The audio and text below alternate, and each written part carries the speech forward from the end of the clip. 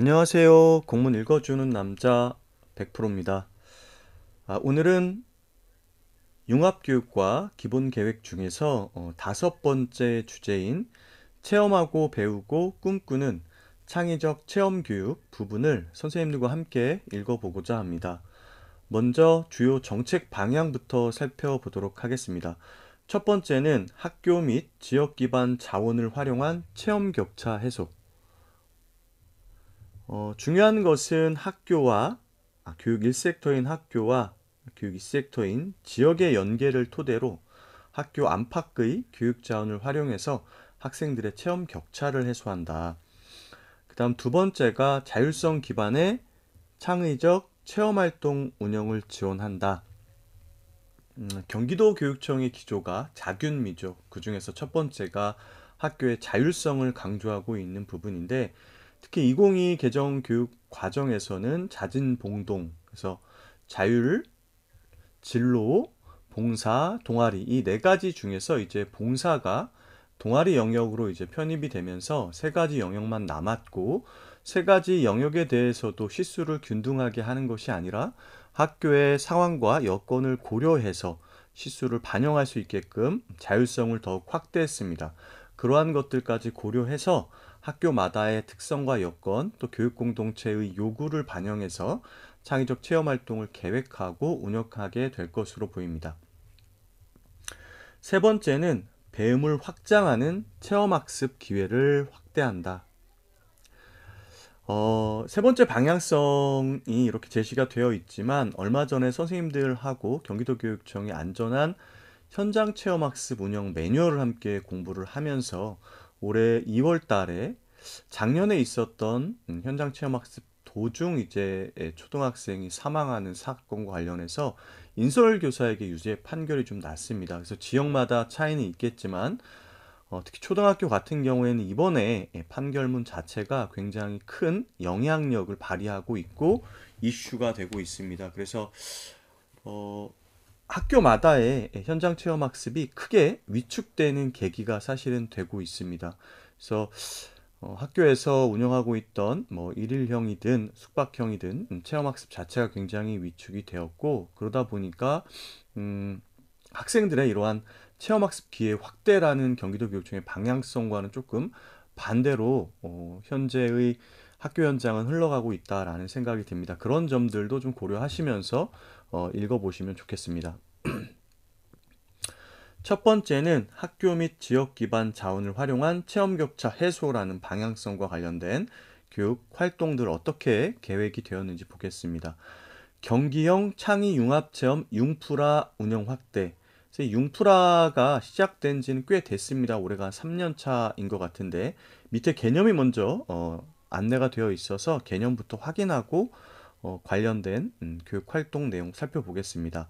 디지털 기반 창의 융합 체험 융프라.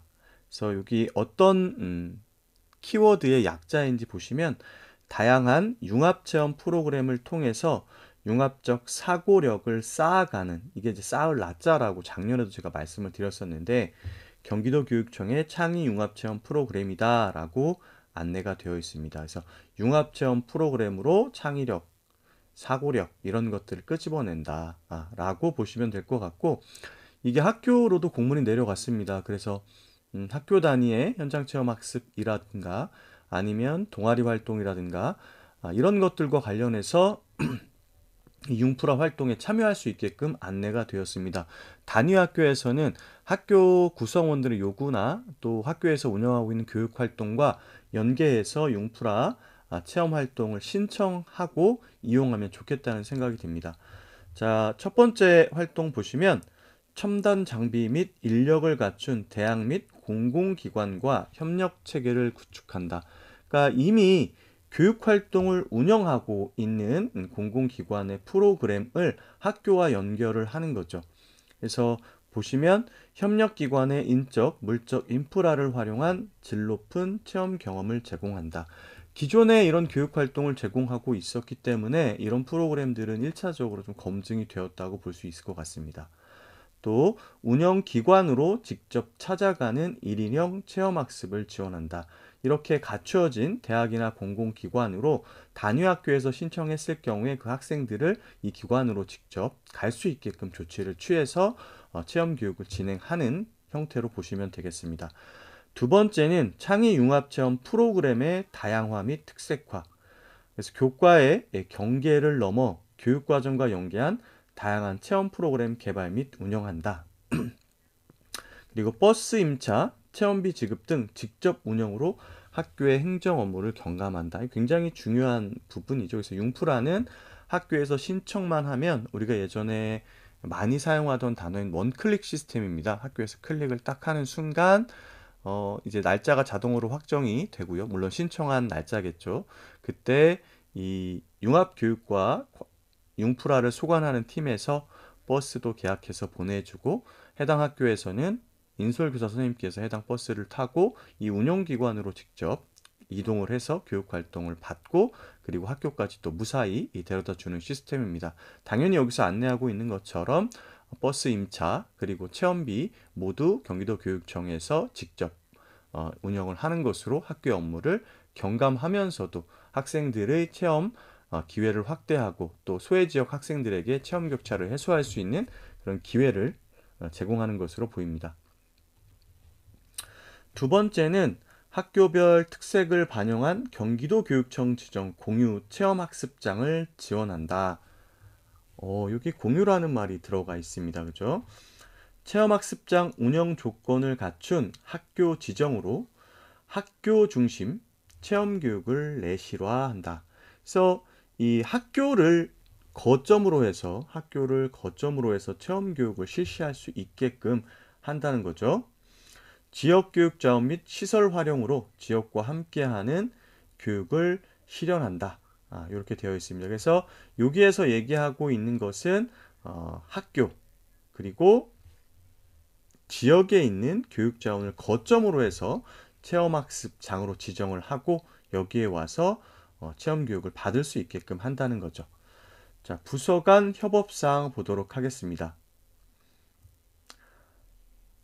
초등, 중등교육과 지역교육 정책과 전에 주제에서도 말씀드렸지만 교육과정 연계와 관련된 부분 또 지역 협력을 토대로 한 부분은 이제 학교 교육활동과 뗄래야 뗄 수가 없습니다. 그래서 이 학교 교육국 그리고 지역교육국의 이 두 부서와는 굉장히 협력을 많이 할 수밖에 없는 시스템이다라고 미리 언급을 해드렸었죠.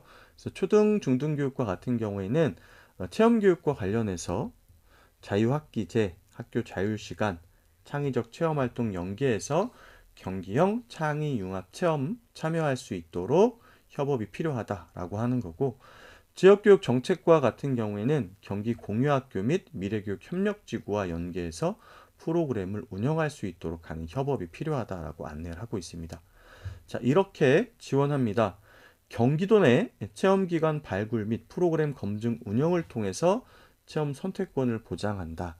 앞서 융프라 같은 경우에는 융합교육과의 융프라 담당 팀에서 이러한 경기도 내 지역의 다양한 교육 자원을 발굴하고 프로그램들을 검증하고 그 이후에 학교에 이제 연결을 시켜주기 때문에 검증된 프로그램으로 학생들에게 굉장히 다채로운 체험 교육을 제공할 수 있다는 장점이 있어 보입니다.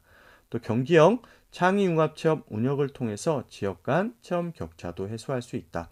우리 공유학교 관련해서 경기교육 성과 보고회에서도 지역마다 교육 자원과 관련해서 이제 인적인 것도 그렇고 물리적인 공간도 그렇고 또 공공기관이나 민간 기업들 그리고 사회적 협동조합까지도 그 분포하고 있는 것들이 너무나 다릅니다. 그래서 지역 간에 격차가 발생할 수밖에 없는데 이런 융프라 활동들 그리고 융합교육과에서 제공하는 거점형 체험 장소, 공유 체험 장소를 토대로 학생들이 다양한 교육 활동을 제공받으면서 지역 간의 교육 격차도 좀 해소할 수 있다라는 거고 이런 체험학습과 관련해서 지역 공유학교로 운영되는 그런 거점 공간들 또 공원형으로 체험활동을 제공하고 있는 프로그램들을 운영하는 기관들과 긴밀하게 연계된다면 이런 것들이 또 학생들이 공유학교 체험을 한번 체험하고 또 그걸 토대로 공유학교의 수요자로 다시 선순환할 수 있는 구조도 만들 수 있겠다는 생각이 듭니다. 그래서 체험학습과 이런 공유학교의 연계도 경기도교육청에서는 중요하게 한번 고민해 봐야 될 것 같고, 적절하게 경기 공유학교의 홍보 방법 중에 하나가 일일형으로 체험을 해보게 하는 것도 굉장히 중요할 것 같아요. 한번 가서 체험을 해보고 그리고 나서 이거에 대해서 내가 조금 더 배우고 싶은데 할 때는 공유학교로 신청을 해서 그 기수에 참여함으로써 관련된 체험 프로그램을 학습으로, 그리고 또 학습을 넘어서 진로로 이렇게 연결할 수 있겠죠. 두 번째 방향성은 자율성 기반의 창의적 체험활동 운영 지원입니다. 그래서 다양성과 창의성을 기르는 창의적 체험활동 운영을 활성화한다. 주제 중심의 교과 연계 창의적 체험활동 운영 지원하고 학생이 주도하는 창의적 체험활동 운영을 지원한다라고 되어 있습니다. 그래서 사실 창의적 체험활동 같은 경우에는 학교에서 이제 교육과정을 담당하는 부서에서 보통 소관을 하고 학생들이 주도적으로 참여하기는 조금 어려운 부분들이 있습니다. 근데 이 창의적 체험활동 그 교육과정을 구성할 때 우리가 학교 평가 같은 걸 하잖아요. 직전 연도에. 그때 이 창의적 체험활동과 관련된 것들도 교육 가족 대토론회나 이런 데서 물론 범교과로 다뤄야 되는 그런 주제들, 또 필수적으로 우리가 창체 안에 넣어야 되는 것들 있잖아요. 학급 회의를 뭐 한 달에 한 번 한다든가, 아니면 우리가 주기적으로 교육을 해야 되는 것, 인권 교육을 학기별로 2시간 이상씩 해야 된다든가, 학교 폭력 관련된 교육을 또 한 학기에 한 번씩은 해야 되고, 뭐 어울림 교육 같은 경우는 또 11시간, 거기에 사이버 어울림은 또 3시간, 뭐 이런 것들이 굉장히 많아서 교과 교육과정과 연계돼서 범교과로 넣기도 하지만 창체로 또 소화하는 부분도 있거든요.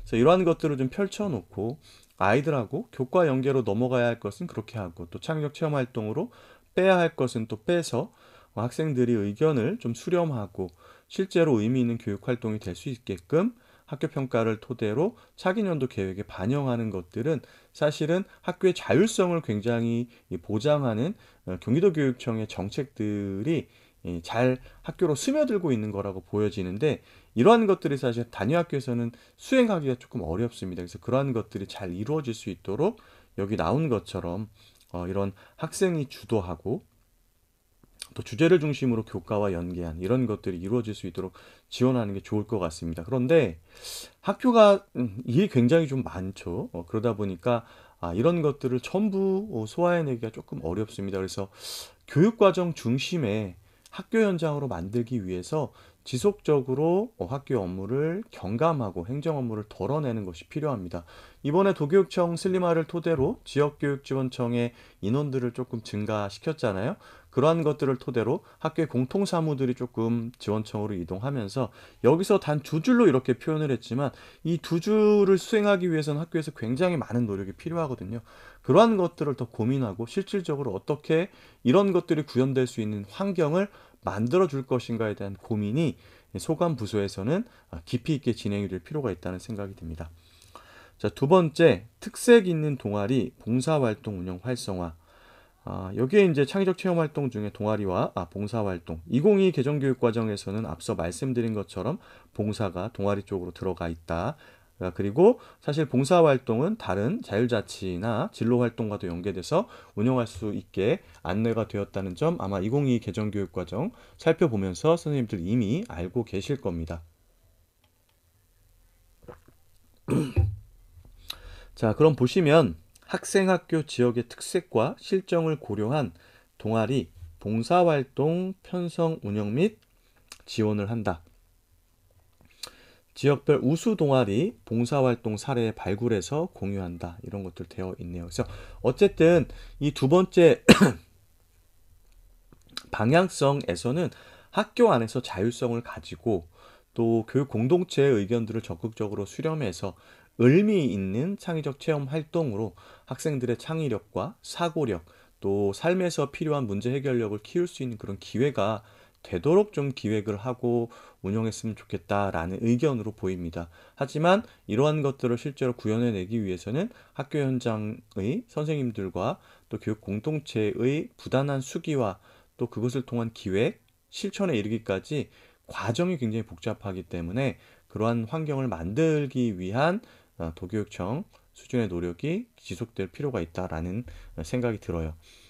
자, 세 번째, 배움을 확장하는 체험학습 기회를 확대한다.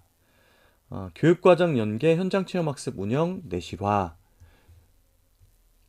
현장체험학습이 단순히 학생들의 놀이나 쉼을 위한 것이 아니라 교육과정과 연계해서 또 다른 학습으로 또 삶의 문제를 발견하고 그것을 해결하는 과정으로서 이렇게 제안을 하고 있습니다.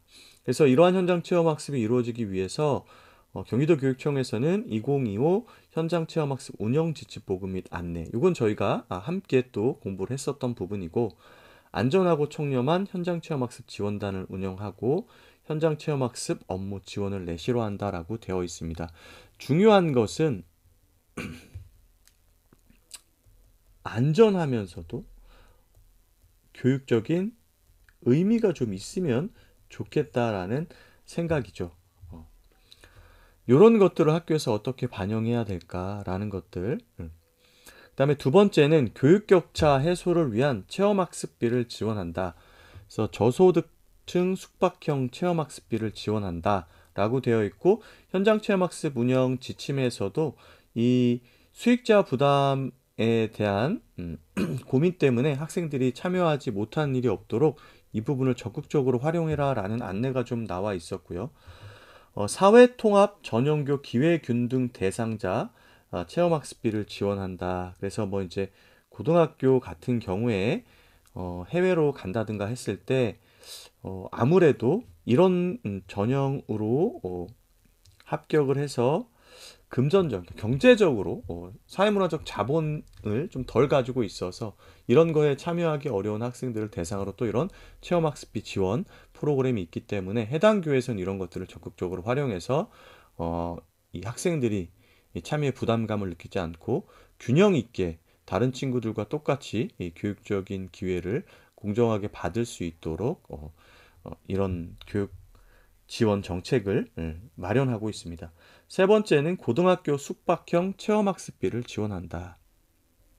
그래서 저희가 나중에 경기도교육청의 창의적 체험학습 운영 계획을 함께 또 볼 텐데 거기에서 이 부분 더 자세히 살펴보도록 하고, 교육격차 해소를 위해서 체험학습비를 지원하고 있는 부분들이 이렇게 저소득형, 그 다음에 고등학교 같은 경우에는 사회통합전형교, 또 고등학생 숙박형 체험학습비 세 단계로 지원을 하고 있다라고 보시면 될 것 같아요. 예전에 이제 중학교도 지원을 했었는데 지금 고등학교에 이렇게 한정적으로 지원을 하는 걸로 보입니다. 학생의 세 번째입니다. 학생의 다양한 학교 밖 체험 활동을 지원한다. 학교장 허가, 교회 체험학습 지침 보급 및 운영 지원, 요것도 같이 살펴봤었습니다. 그쵸? 그다음에 교환학습 운영 지침 보급 및 운영 지원, 요게 지금 계획서와 같이 나와 있었죠. 그래서 요거는 우리가 뭘로 보시면 되는 거였어요? 위탁 교육으로 보시면 된다 그랬죠? 예. 요거 별도로 영상으로 탑재를 해 놓았으니까 그거 찾아서 한번 보시면 좋을 것 같아요. 이미 보셨겠지만 우리 구독자님들.